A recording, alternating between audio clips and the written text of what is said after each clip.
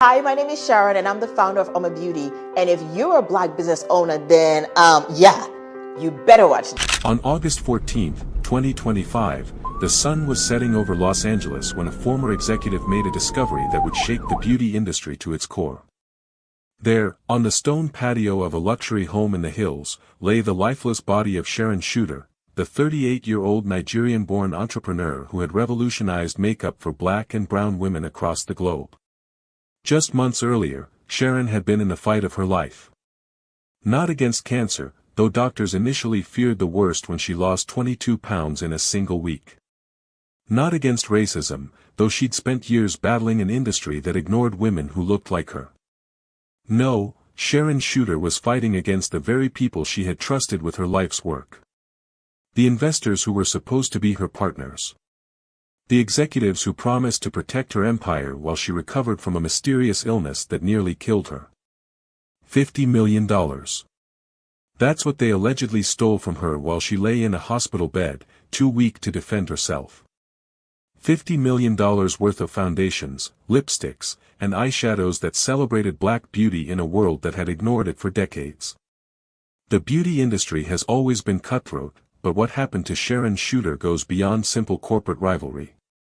This is a story about trust betrayed, empires stolen, and a woman who refused to stay silent, even when that silence might have saved her life.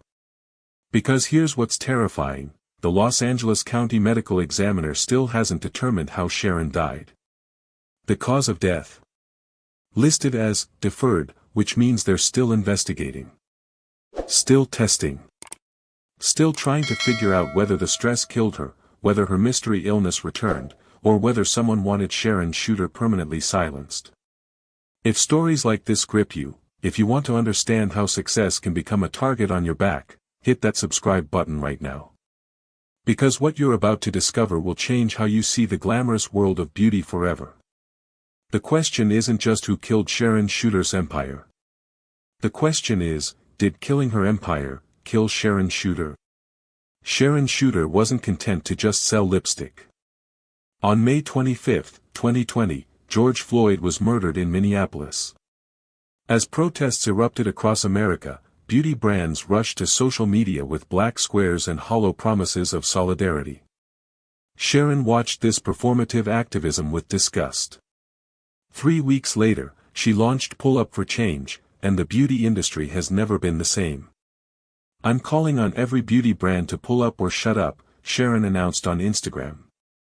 "If you're going to post about supporting black lives, then prove it. Show us your numbers. How many black executives do you have? How many black-owned brands do you carry? How much money do you actually spend with black businesses?" The hashtag #PullUpOrShutUp movement went viral overnight. Sharon gave brands 72 hours to respond with concrete data about their black leadership representation, their supplier diversity, their actual commitment to change beyond Instagram posts. The responses were devastating. Sephora admitted they carried products from only 16 black-owned brands out of hundreds in their stores. Major cosmetics companies revealed executive teams that were 90% white despite marketing to diverse consumers worldwide. The numbers exposed what Sharon already knew: the beauty industry was built on the purchasing power of black women while systematically excluding them from leadership and ownership. Some brands embraced transparency.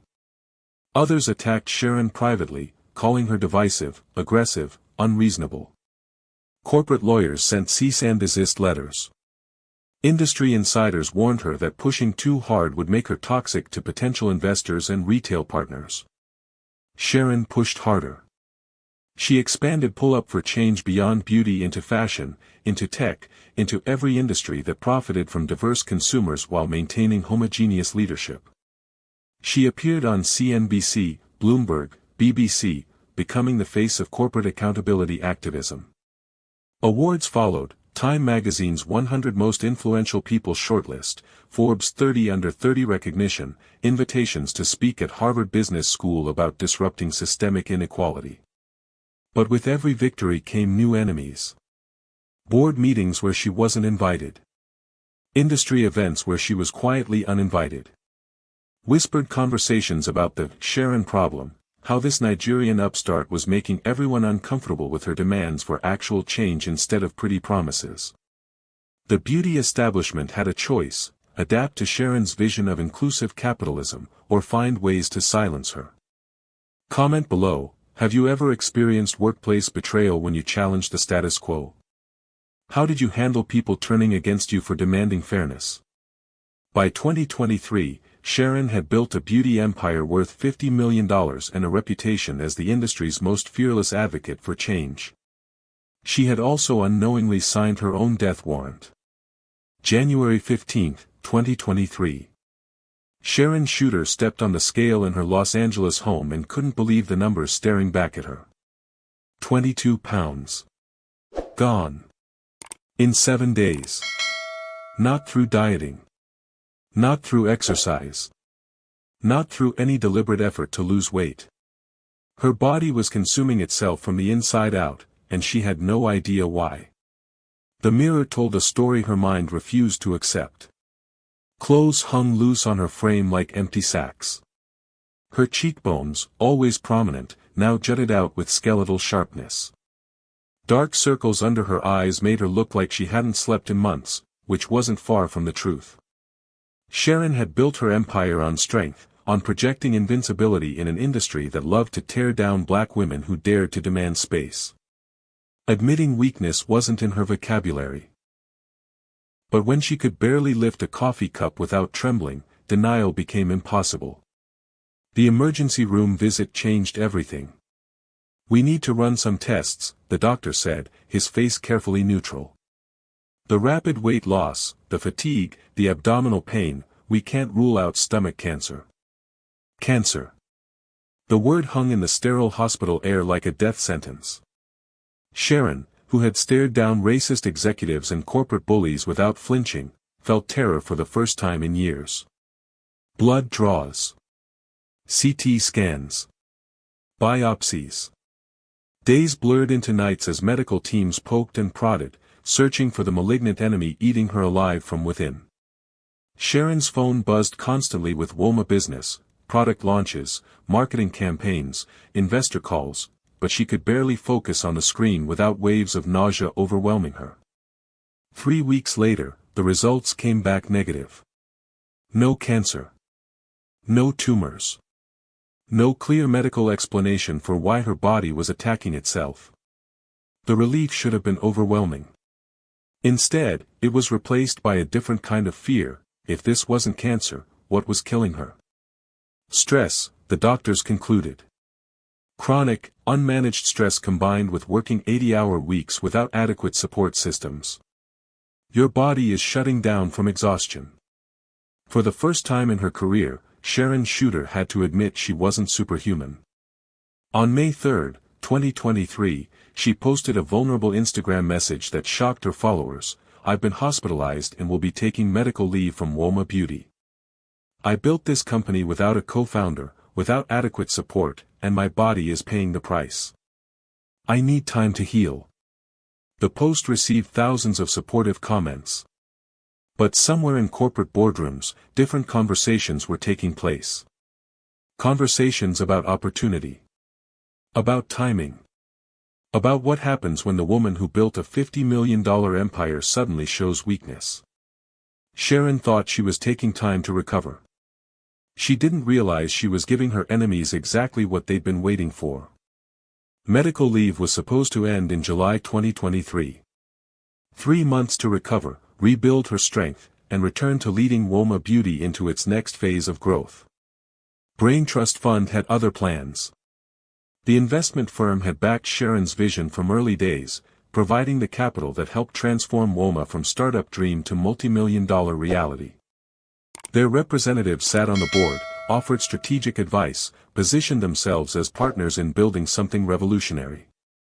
But partners don't move against you the moment you show vulnerability. Within weeks of Sharon's medical leave announcement, strange things began happening at WOMA Beauty. Board meetings were scheduled without her input. Strategic decisions were made without her approval. Key employees received calls from Brain Trust representatives, asking detailed questions about company operations, financial systems, supplier relationships.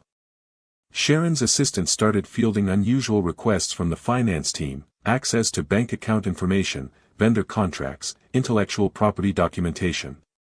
When Sharon asked about these requests from her hospital bed, she was told they were routine audits to ensure smooth operations during her absence. The first major red flag came in June 2023. Woma Beauty's social media accounts, which had maintained consistent posting schedules for years, went completely silent. No product announcements. No community engagement. No responses to customer inquiries flooding the comments. When Sharon called the marketing team, she was told the social media manager had been reassigned to other projects and posting had been temporarily suspended pending strategic review. Strategic review of what? Social media posts about lipstick? By August 2023, the silence was deafening. Woma Beauty's website still functioned, but no new products appeared. Customer service responses became slower, more generic. Industry publications began running articles asking, "What happened to Woma Beauty?" and "Is Sharon Shooter's brand in trouble?" Sharon tried calling board meetings. Her requests were delayed, postponed, rescheduled. When meetings finally happened, she joined by video call from her home, still weak from her mystery illness, while Brain Trust representatives controlled the agenda from gleaming conference rooms. "We're just maintaining stability during your recovery," they assured her. "Everything will return to normal when you're ready to resume full duties." But normal never came. In November 2023, suppliers started filing lawsuits. Intercos Group, a major manufacturing partner, claimed Woma owed them over $50,000 in unpaid invoices. Other vendors followed with similar claims. Sharon discovered these lawsuits through news articles, not through her own company's legal team. When she demanded explanations, Brain Trust representatives spoke in corporate buzzwords about cash flow optimization and operational restructuring and strategic pivots. They had charts and spreadsheets and presentations that made everything sound reasonable, professional, necessary. What they had was a plan to steal a woman's empire while she was too sick to fight back. By December 2023, Sharon realized the horrifying truth: her medical leave hadn't been a pause in her career. It had been a coup disguised as corporate governance. The woman who had built a $50 million beauty empire from nothing was about to lose everything to the people she had trusted most. And she was still too weak to stop them. December 15, 2023. While Sharon Shooter lay in bed recovering from a mystery illness that had nearly killed her, a document was signed in a Manhattan boardroom that would destroy her life's work. The asset purchase agreement between Brain Trust Fund and MacArthur Beauty was just 17 pages long. 17 pages that transferred ownership of every foundation shade, every lipstick formula, every trademark, every piece of intellectual property that Sharon had spent 6 years creating. The purchase price, $12 million. For a brand that had generated over $50 million in revenue and held contracts with major retailers across 3 continents. Sharon wasn't invited to the signing. She wasn't consulted on the valuation. She wasn't even informed the sale was happening until after the contracts were executed and filed with corporate registries. The legal documents, obtained through court filings 14 months later, reveal the scope of the theft in clinical corporate language. Effective December 15, 2023, MacArthur Beauty LLC acquires all assets, trademarks, formulations, supplier agreements, and retail partnerships previously held by Woma Beauty Limited, including but not limited to the Say What foundation line, 51 shades, all lipstick formulations named after cultural icons, eyeshadow palettes, and associated marketing materials. 51 foundation shades that Sharon had personally tested on hundreds of black and brown women. Lipsticks named after Diana Ross, Nina Simone, and other icons who had inspired her journey. Years of research into undertones, pigments, and formulations that worked for deeper skin tones. Sold for pennies on the dollar while she fought for her life. The documents get worse. Braintrust claimed Sharon had been incapacitated and unable to fulfill her duties as CEO, justifying their right to make emergency decisions to preserve company value. They cited her medical leave as evidence of abandonment, despite having a written agreement that her leave would end in July 2023. But here's the most damaging revelation. Internal emails show Braintrust began negotiations with MacArthur Beauty in June 2023, just 1 month after Sharon announced her medical leave. While she was undergoing tests for possible cancer, they were already shopping her company to buyers. The emails, later leaked to industry publications, contain phrases that would make your stomach turn. Target is vulnerable due to health issues. Opportunity for acquisition at significant discount. Founder's absence creates operational justification for emergency restructuring. Recommend expediting timeline while Target remains incapacitated. They weren't just stealing her business. They were celebrating her suffering as a business opportunity. MacArthur Beauty didn't waste time. Within weeks of the acquisition, they had rebranded Wolma's products, removed Sharon's name from all marketing materials, and began selling her formulations under their own label. The inclusive foundation line that had revolutionized beauty for black women was now generating profits for the same type of corporate structure Sharon had spent her career fighting against. The suppliers who had sued Wolma for unpaid invoices. Those lawsuits disappeared overnight once MacArthur took control, suggesting the money had been available all along. Braintrust had simply chosen not to pay while Sharon was incapacitated. The most gut-wrenching detail came from employment records. Several key Wolma employees had been offered positions at MacArthur weeks before the official acquisition. People Sharon had mentored, promoted, trusted with her vision. They had known about the sale before she did. When Sharon finally recovered enough strength to review financial documents in early 2024, she discovered her equity stake in the company she had founded was now worth zero. The contracts she had signed with Braintrust contained clauses allowing them to override her decisions during periods of medical incapacity, clauses buried in legal jargon that her lawyers had assured her were standard protective measures. She had trusted them to protect her empire. Instead, they had used her trust to steal it legally. February 8, 2025. Sharon Shooter filed a lawsuit that would consume the last months of her life. Shooter v. Braintrust Fund, MacArthur Beauty LLC, and Settle Funding became more than legal action, it became Sharon's final war for justice. The complaint, filed in Los Angeles Superior Court, didn't mince words. Defendants engaged in a fraudulent scheme to steal plaintiff's life's work while she was hospitalized and fighting for her survival. This represents not merely breach of contract, but a coordinated conspiracy to exploit a black woman's medical vulnerability for financial gain. Sharon demanded $50 million in damages.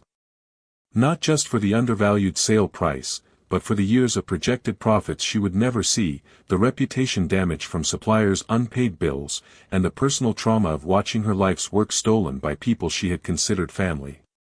The lawsuit revealed details that shocked even seasoned corporate lawyers. Braintrust had allegedly transferred assets to shell companies before the MacArthur sale, artificially deflating Wolma's apparent value. Bank records showed mysterious payments to consulting firms that did no identifiable work. Intellectual property had been licensed to offshore entities at below-market rates, then immediately sublicensed back at massive markups. It was corporate theft disguised as legitimate business restructuring. But Sharon faced an enemy with unlimited resources. Braintrust hired white shoe law firms that specialized in burying cases under avalanches of procedural motions. MacArthur's lawyers argued they had purchased the assets in good faith, making them innocent parties to any alleged fraud. Sharon represented herself with a small legal team funded through crowdfunding campaigns organized by supporters who believed in her fight.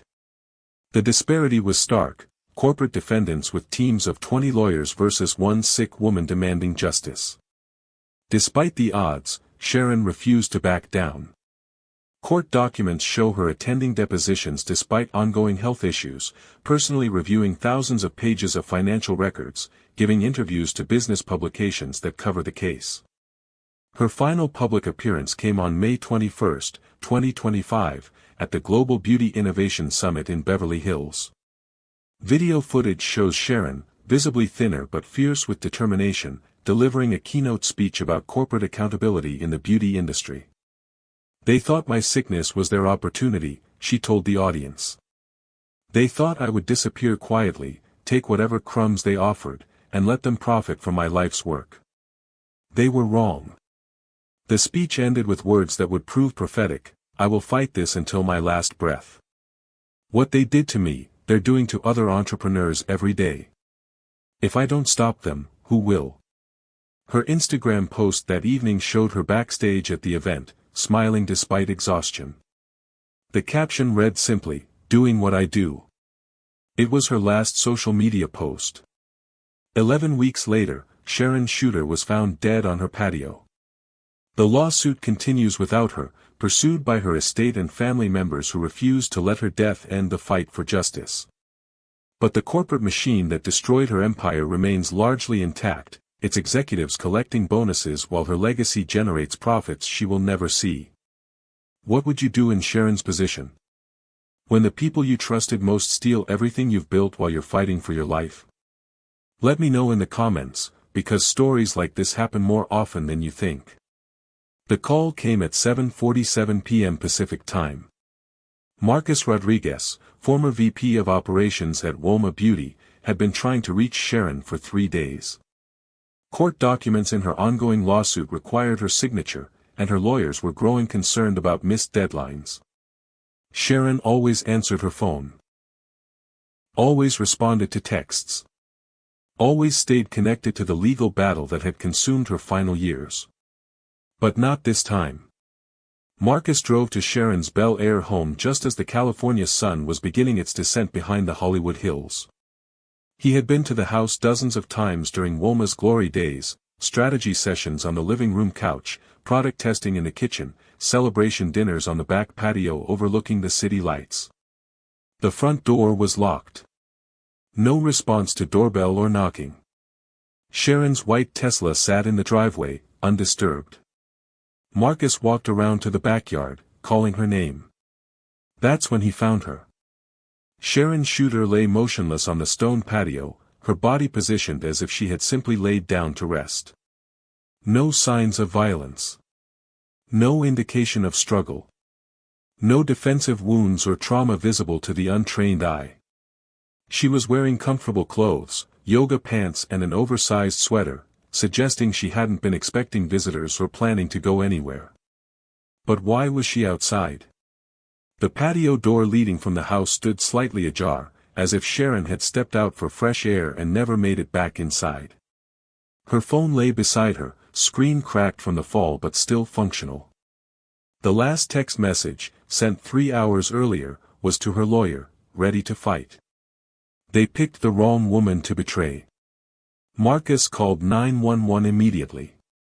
Paramedics arrived within 8 minutes, followed by Los Angeles Police Department officers who began treating the scene with the careful attention reserved for unexplained deaths of high-profile individuals. The initial assessment raised more questions than answers. No suicide note. No empty pill bottles. No obvious medical emergency equipment like inhalers or medications that might suggest a known condition.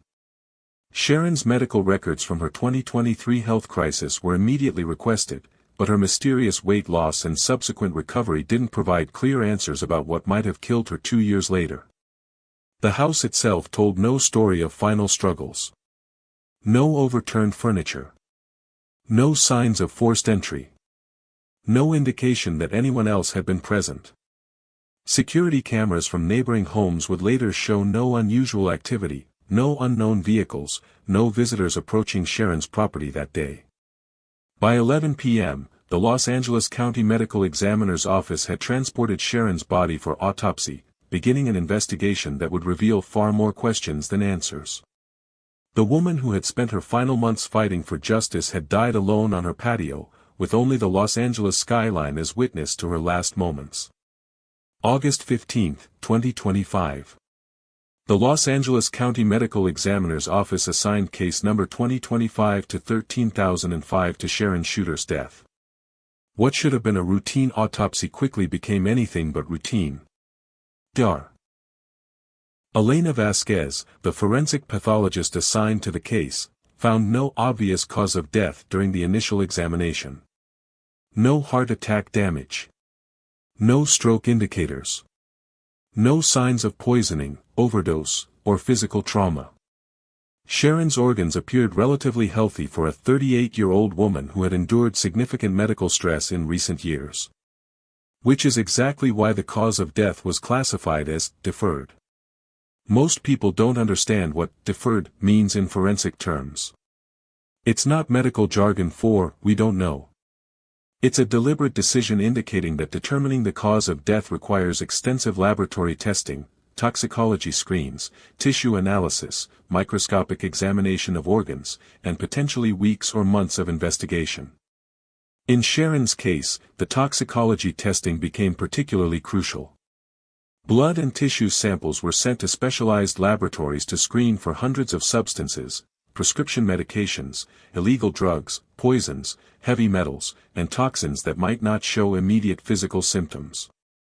The testing process can take 6 to 12 weeks for comprehensive results, explaining why Sharon's case remained officially unresolved months after her death. But what were they looking for specifically? Sources close to the investigation, speaking anonymously, revealed that forensic experts were conducting unusually extensive testing given Sharon's recent legal battles. The $50 million lawsuit had created a list of potential enemies with both motive and resources to harm her. Corporate executives don't typically commit murder, but $50 million can motivate extreme behavior.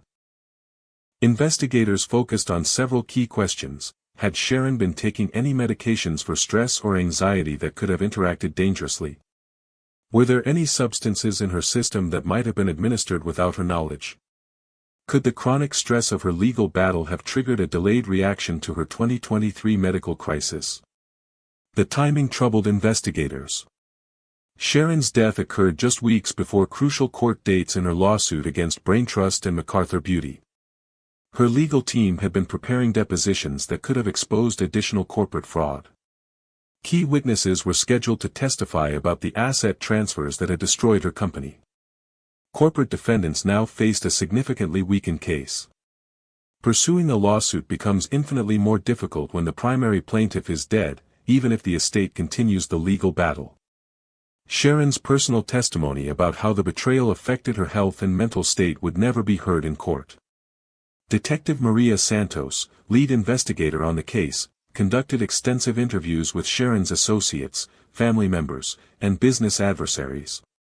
Court records show subpoenas were issued for financial records, phone logs, and email communications from Braintrust Fund and MacArthur Beauty executives. No arrests have been made. No suspects have been publicly identified. The investigation remains officially active.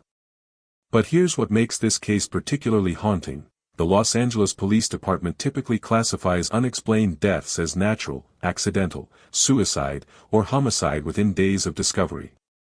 Sharon's case has remained in investigative limbo for over a month, suggesting evidence that doesn't fit neatly into standard categories. Was Sharon Shooter killed by the stress of fighting corporate thieves who stole her life's work? Did her mysterious 2023 illness return with fatal consequences? Or did someone with 50 million reasons to silence her decide that her legal battle posed too great a threat? The investigation continues, but Sharon's voice has been permanently silenced. And that might have been exactly what someone was counting on. 3 theories dominate the speculation surrounding Sharon Shooter's death, each as plausible as it is disturbing. Theory 1, the stress theory. Sharon's 2023 health crisis had never been fully explained. Doctors attributed her mysterious weight loss to chronic stress, but what if the damage was more permanent than anyone realized? The constant pressure of fighting a $50 million lawsuit against corporate giants with unlimited resources could have triggered a delayed medical catastrophe. Heart conditions can remain hidden for years before striking without warning. Her body, already weakened by the earlier health scare, might have simply surrendered to the relentless stress of battling for her stolen empire.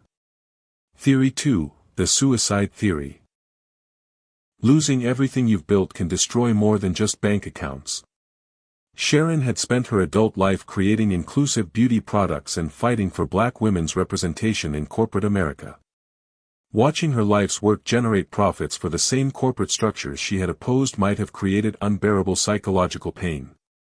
The Patio location could suggest a moment of final desperation, stepping outside for air before making an irreversible decision. Her final text, "Ready to fight," might have been bravado masking deeper despair. Theory 3, the murder theory. $50 million provides compelling motive for extreme measures. Corporate executives facing potential fraud charges and massive financial damages had every reason to want Sharon silenced permanently. The timing raises the most questions. Why did she die just weeks before crucial depositions that could have exposed additional crimes? Professional assassinations can be made to look like natural deaths or suicides. The extended toxicology testing suggests investigators are examining this possibility seriously. But here's what makes this case truly haunting: the timing wasn't just convenient for her corporate enemies. It was perfect.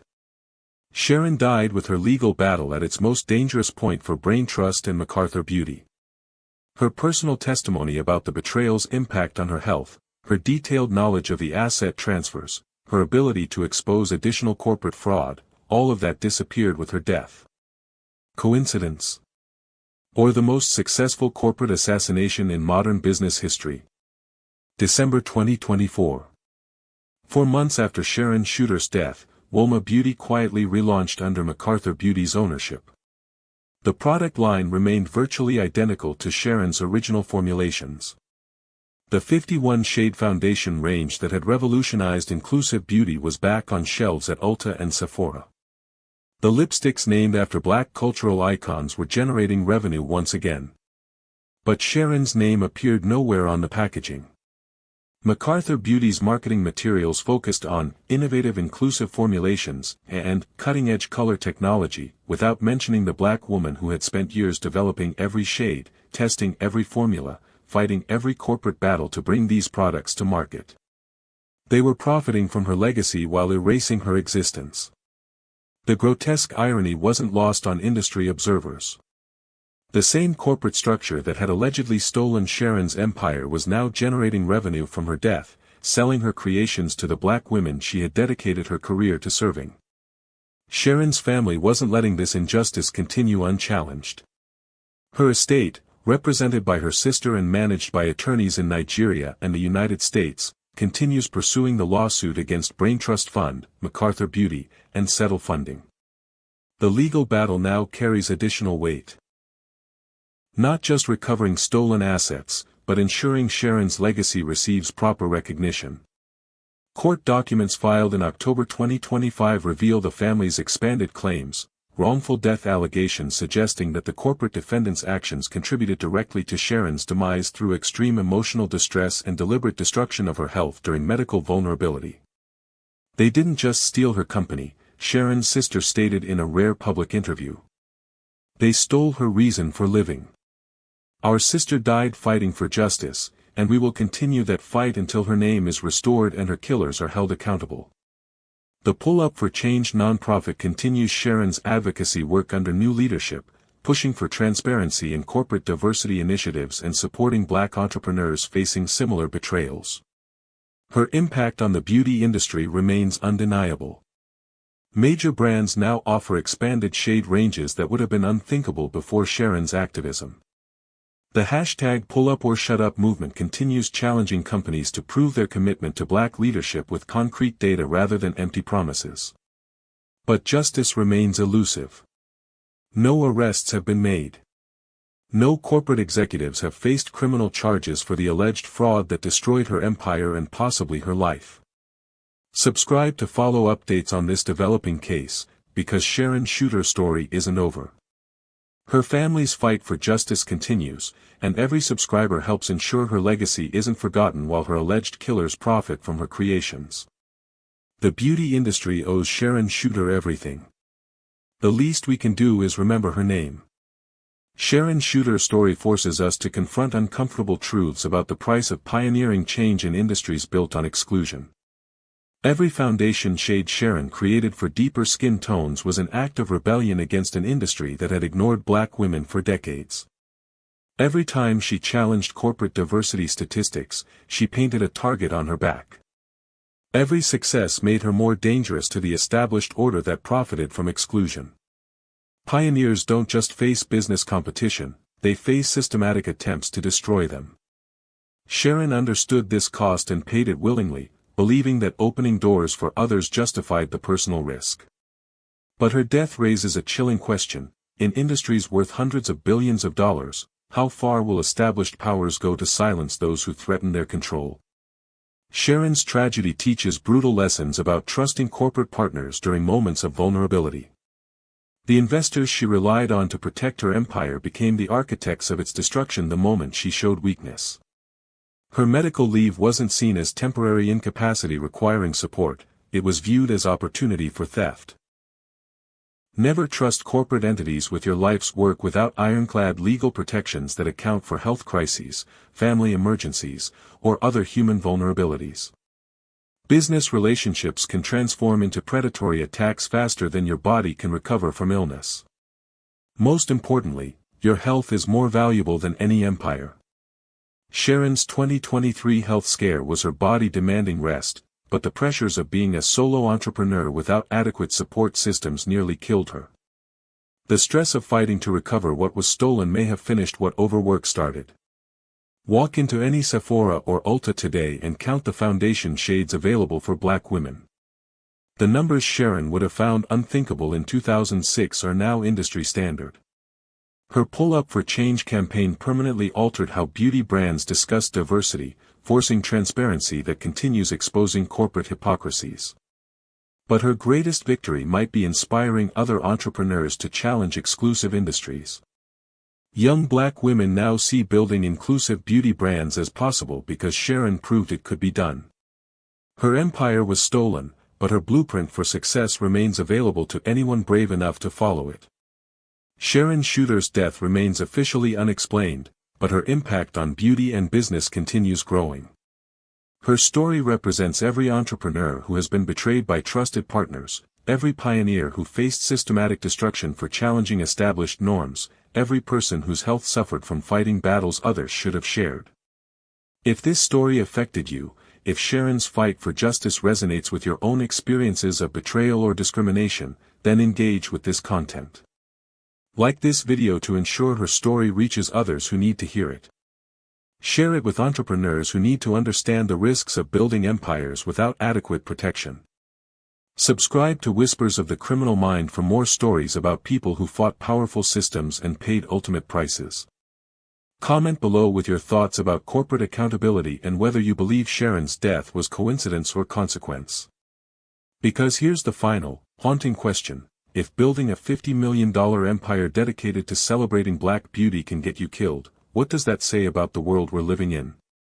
Sharon Shooter deserved better. Her legacy demands that we do better. And her story isn't over until justice is served.